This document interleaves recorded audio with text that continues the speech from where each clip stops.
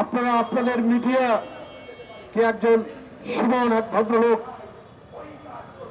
মানে অহর্নিশি ক্রমাগত ভাবে তিনি মিথ্যা অপপ্রচার করে যাচ্ছেন।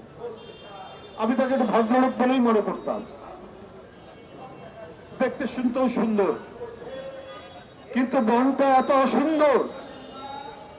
বাংলাদেশের গোপালগঞ্জে একটা পরিবারে আগুন লাগিয়ে 5 জন পুড়িয়ে মেরে ফেলা হয়েছে, ওইটা তিনি ফলাও করে প্রচার করছেন। বলুন আপনারা, গোপালগঞ্জে কোন হিন্দু পরিবার এর মধ্যে আগুনে পুড়ে মরেছে, কেউ পুড়িয়ে মেরেছে?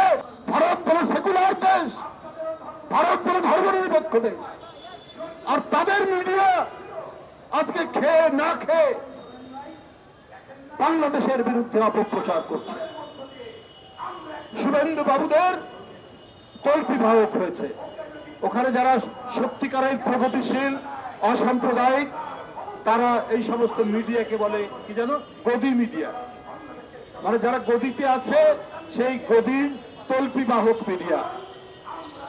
এক একটা বয়ান একটা ন্যারেটিভ তৈরি করছেন বাংলাদেশের বিরুদ্ধে। কারণ শেখ হাসিনার পতনটা একেবারেই মেনে নিতে পারছেন না।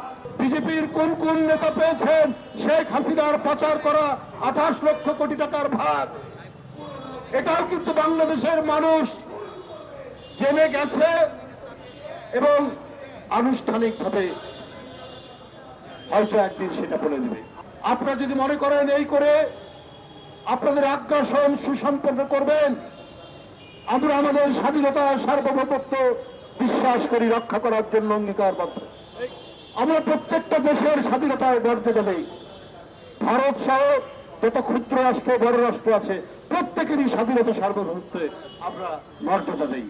কিন্তু ভারতের শাসক গোষ্ঠী যদি মনে করে যে না, আমি সম্প্রসারণ চালিয়ে আমরা বাংলাদেশ, নেপাল, ভুটান এবং অন্যান্য দেশ আমরা কবজা করে নেব, এইটা কিন্তু আপনারা মানে পোকার স্বর্গে বাস করছেন।